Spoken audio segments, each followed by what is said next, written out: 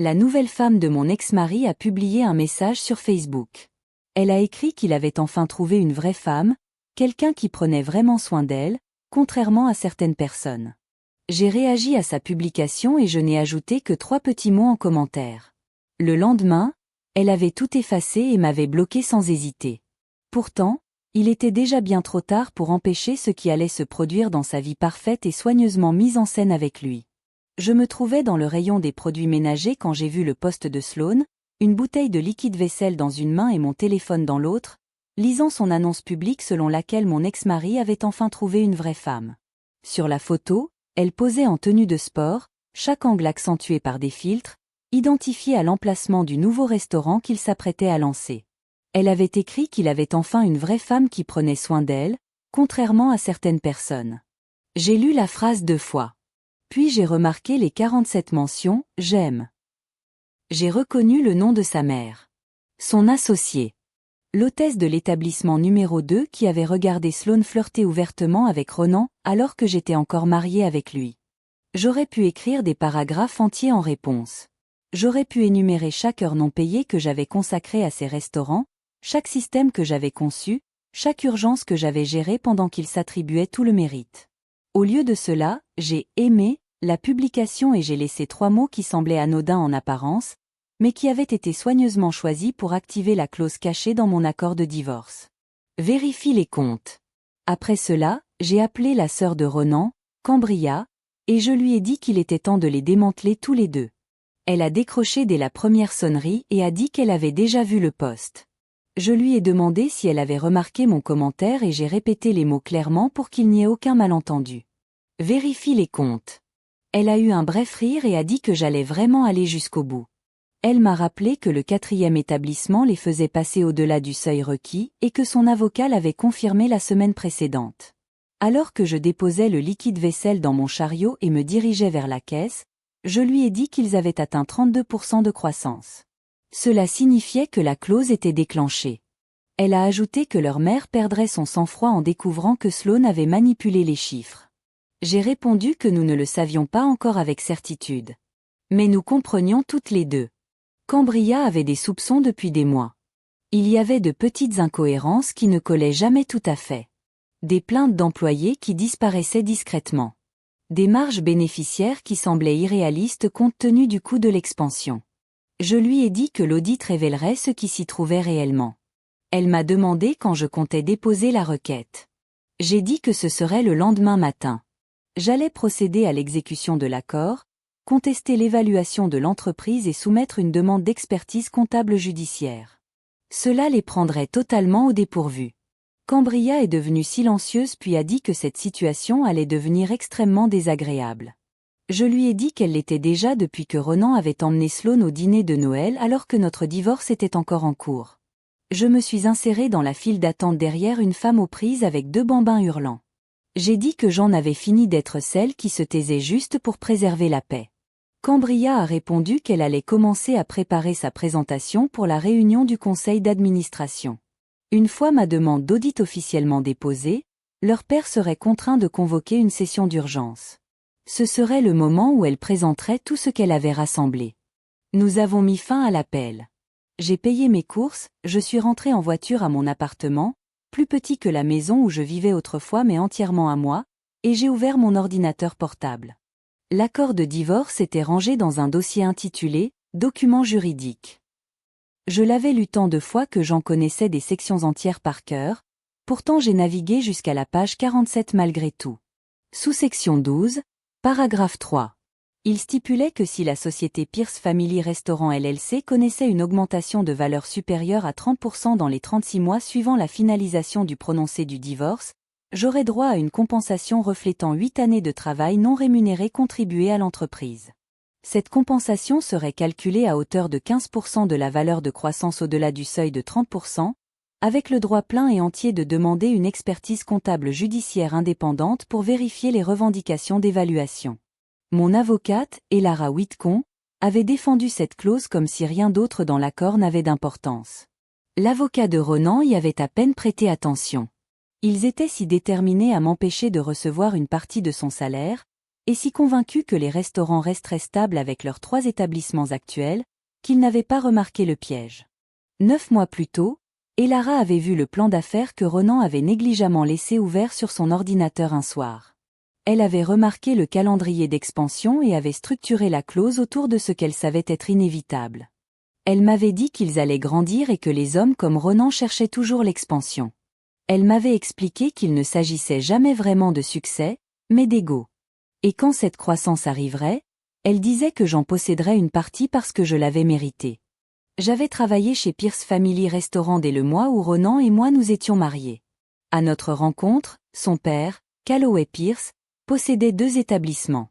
C'étaient des lieux de restauration décontractés avec de solides réputations locales, le genre d'établissement qui survivait grâce aux clients réguliers et aux bouche à oreille. Calloway les gérait comme si on était encore en 1985. Les plannings étaient écrits sur papier. Les systèmes de caisses enregistreuses se bloquaient fréquemment. Les stocks étaient suivis dans des cahiers à spirale. Les restaurants généraient des revenus parce que la nourriture était bonne et la clientèle fidèle, mais les bénéfices se perdaient régulièrement à cause de l'inefficacité. J'ai corrigé cela. Après avoir terminé mon véritable travail chaque jour, je passais mes soirées à créer des tableurs, à rechercher des systèmes de points de vente et à construire des plannings d'employés qui optimisaient la couverture tout en réduisant les heures supplémentaires.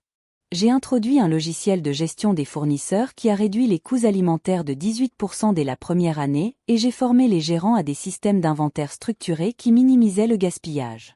Calloway m'adorait et m'appelait souvent la fille qu'il n'avait jamais eue. Ronan s'appropriait chaque amélioration. Lors des dîners de famille, il disait que sa femme aidait pour les tâches administratives, comme si je me contentais de classer des documents plutôt que de reconstruire toute leur structure opérationnelle. Lorsqu'ils ont ouvert l'établissement numéro 3, j'ai géré l'intégralité du projet. Je me suis occupé des permis, j'ai coordonné les entrepreneurs, négocié avec les fournisseurs d'équipements et supervisé le recrutement. J'ai fait tout cela tout en travaillant à plein temps comme gestionnaire de bureau dans un cabinet dentaire, ce que Ronan considérait comme mon vrai métier. Le travail au restaurant était présenté comme une aide à la famille, ce qui signifiait qu'il n'était pas rémunéré. Calloway payait à Ronan un salaire de 90 000 $ par an, en tant que directeur des opérations.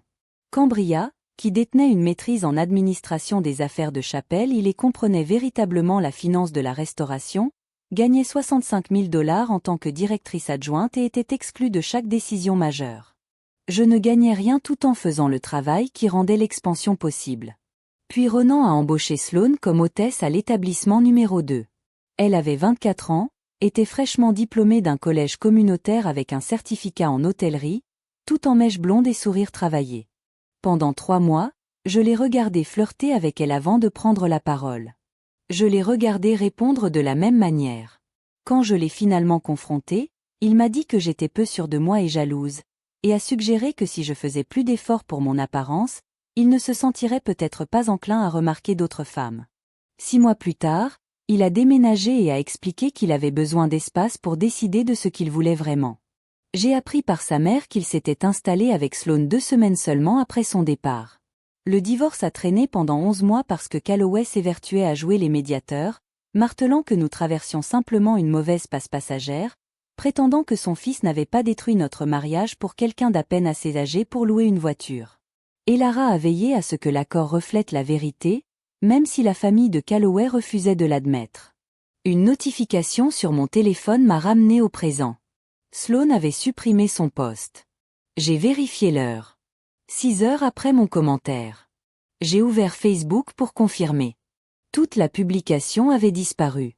Son profil était désormais privé, et elle m'avait bloqué. Trop tard. J'avais déjà des captures d'écran. Cambria aussi. Tout comme 3 autres personnes avec qui j'étais resté discrètement amie, des gens qui comprenaient exactement ce que le message de Sloane sous-entendait. J'ai transféré les captures à Elara avec une courte note. Je dépose la demande d'évaluation demain. Elle en a fait une affaire personnelle.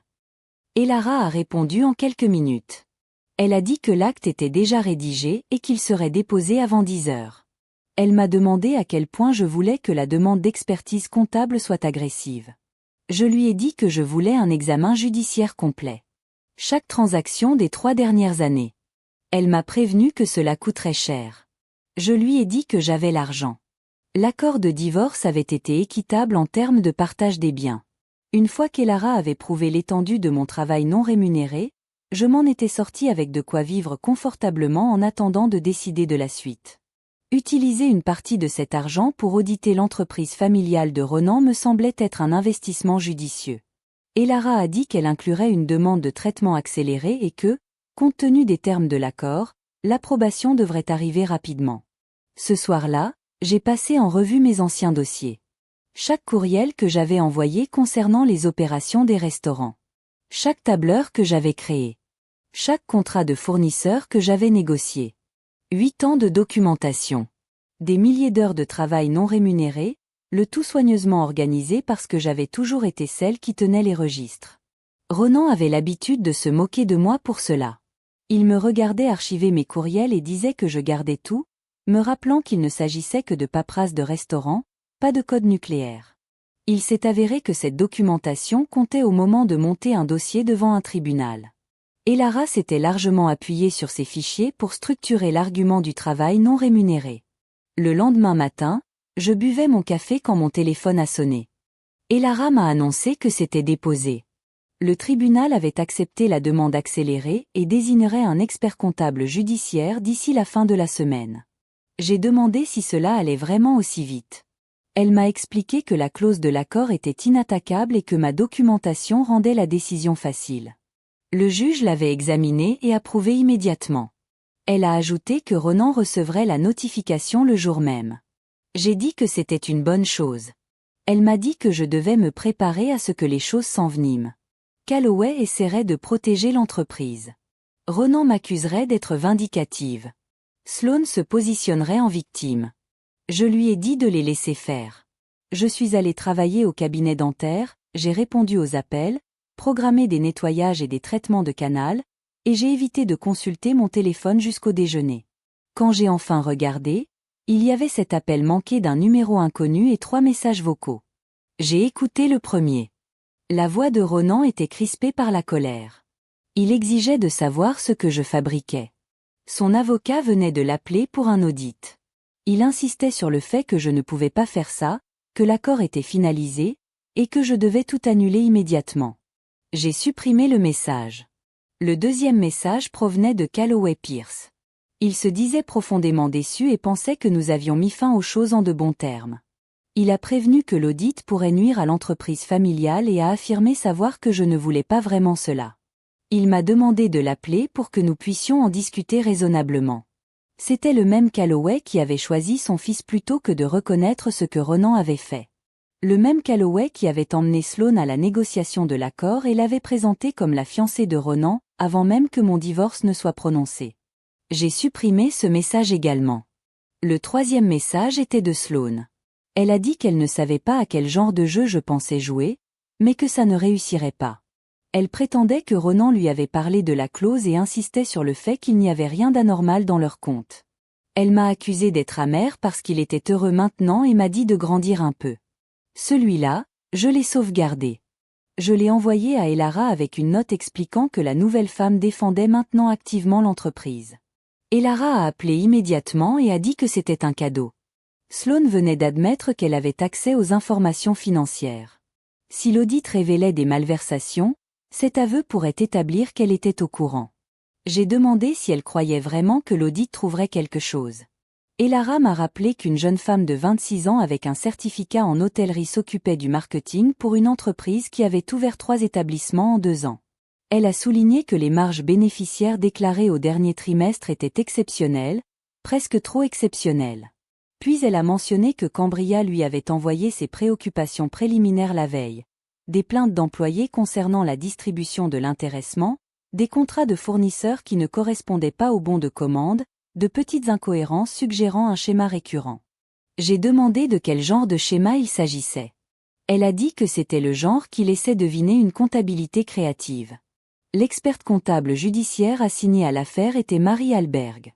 Elle avait des cheveux courts gris, des lunettes suspendues à une chaîne, et le calme imperturbable de quelqu'un qui avait vu tous les montages financiers imaginables et n'était plus impressionné par aucun d'entre eux. Elle nous a rencontrés, Elara et moi, la semaine suivante dans le bureau d'Elara. Marie a expliqué qu'elle avait examiné les documents initiaux et confirmé que la valorisation de l'entreprise dépassait le seuil. La croissance était proche de 38%. Rien que cela me donnait droit à une compensation. Cependant, elle a précisé que certains chiffres ne concordaient pas. Comme mon accord lui imposait de vérifier la valorisation, elle auditait leurs finances de manière approfondie. Elle avait trouvé des divergences dans le budget marketing, les paiements aux fournisseurs et les distributions d'intéressement aux employés. J'ai demandé si c'était grave. Marie a jeté un coup d'œil à Elara, puis s'est tournée vers moi et a dit que c'était suffisamment grave pour qu'elle soit légalement tenue de le signaler si ses soupçons étaient confirmés. Cela ne ressemblait pas à une tenue de livre négligée. Cela semblait intentionnel. Potentiellement un détournement de fonds. Elle a expliqué que quelqu'un semblait créer de faux comptes fournisseurs et approuver des paiements à des entreprises qui n'existaient pas. Les fonds étaient déposés sur des comptes qu'elle était encore en train de tracer, mais ils ne servaient pas aux opérations de Pierce Family Restaurant. Elle nous a montré un tableur. Cela avait commencé environ 18 mois plus tôt. 5 cents une fois. 1000 une autre. De petites sommes au début, puis une escalade. Au cours des 6 derniers mois, environ 60 000 $ avaient été détournés.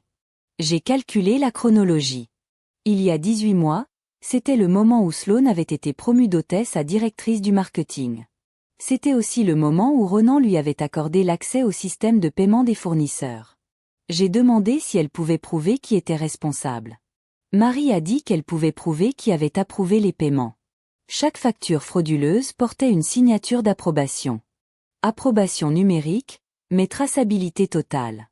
Marie tapota le tableur et affirma clairement que les validations étaient liées à Sloan Kettering, l'actuelle épouse de mon ex-mari. Elara s'appuya contre le dossier de sa chaise et déclara que la situation venait de basculer dans le domaine criminel. L'audit se poursuivit pendant 3 semaines supplémentaires. Marie travaillait méthodiquement, traquant chaque transaction suspecte, vérifiant les enregistrements des fournisseurs et documentant les sociétés écrans que Sloan avait établies. Il y avait des entreprises enregistrées à des boîtes postales, des comptes bancaires ouverts sous le nom de jeune fille de Sloan, et des factures soumises pour des services de marketing qui n'avaient jamais été réellement effectués. Parallèlement, Cambria commença à visiter discrètement les différents restaurants. Elle discuta avec les employés, recueillit les plaintes et documenta les problèmes liés à la distribution de l'intéressement.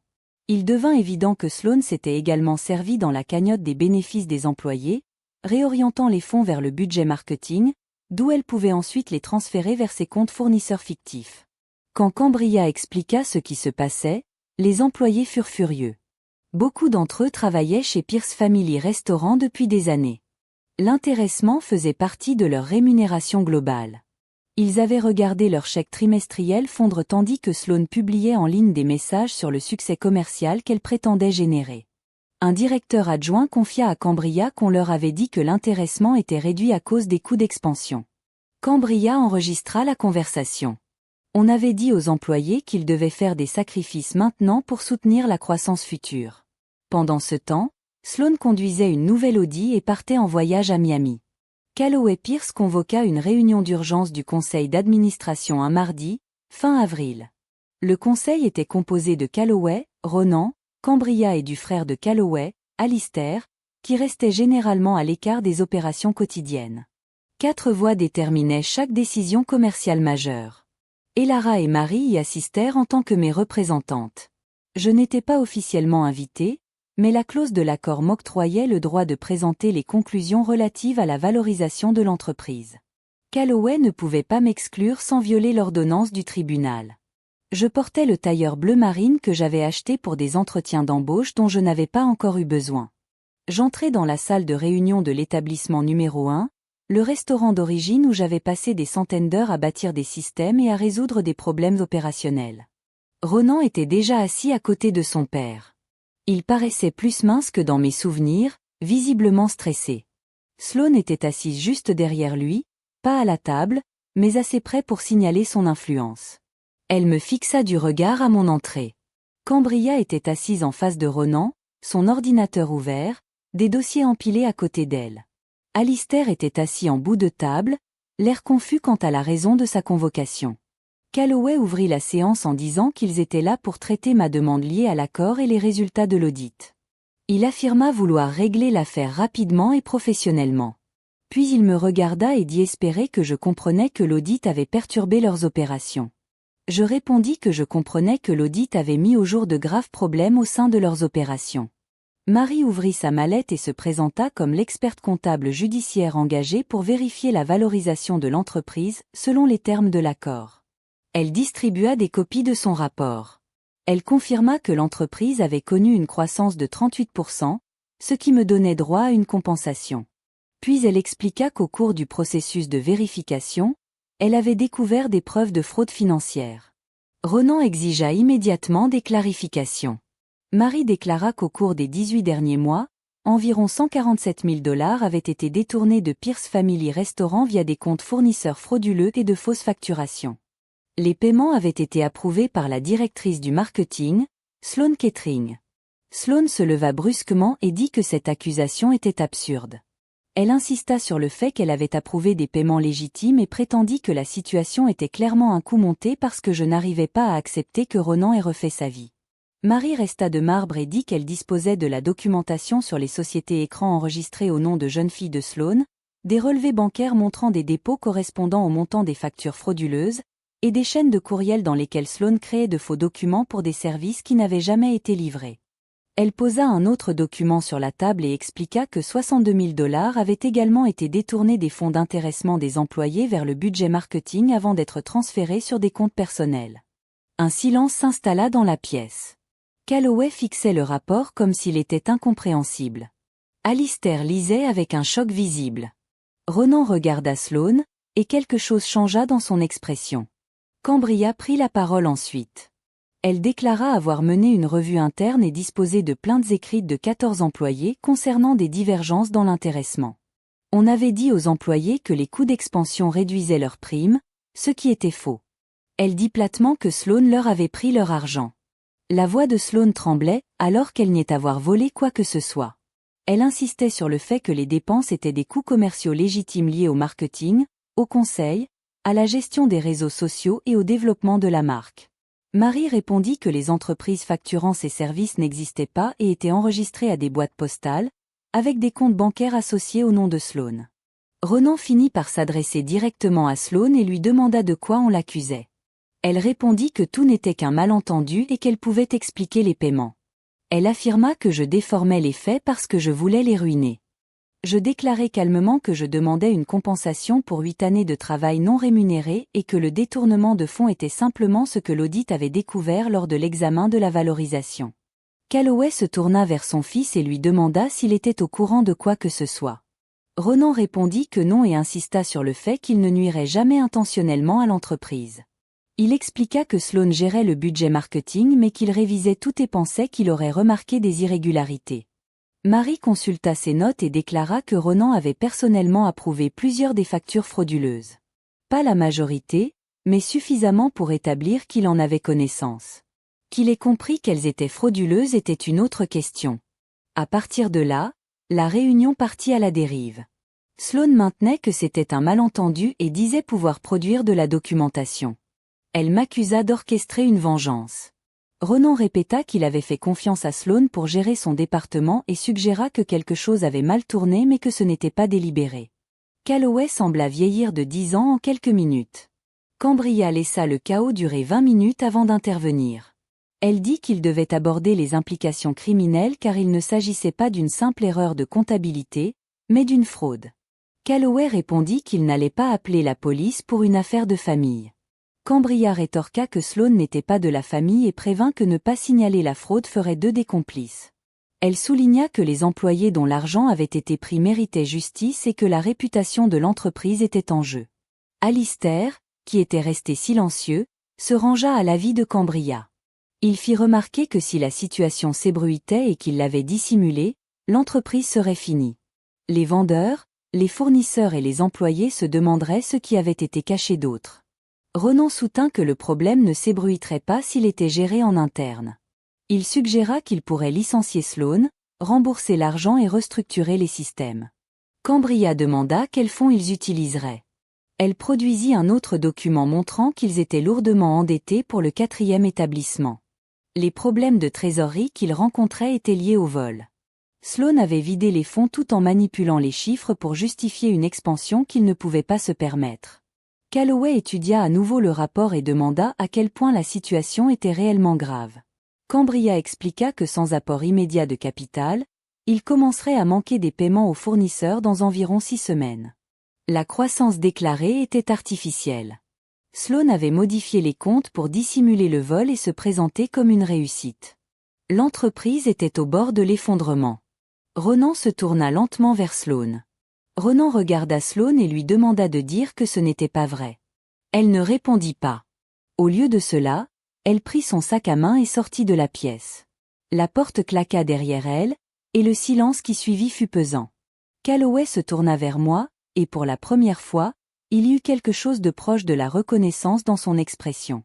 Il dit que je savais. Je répondis que je savais que les chiffres de croissance étaient insoutenables et que je soupçonnais que les comptes étaient inexacts. L'audit l'avait confirmé.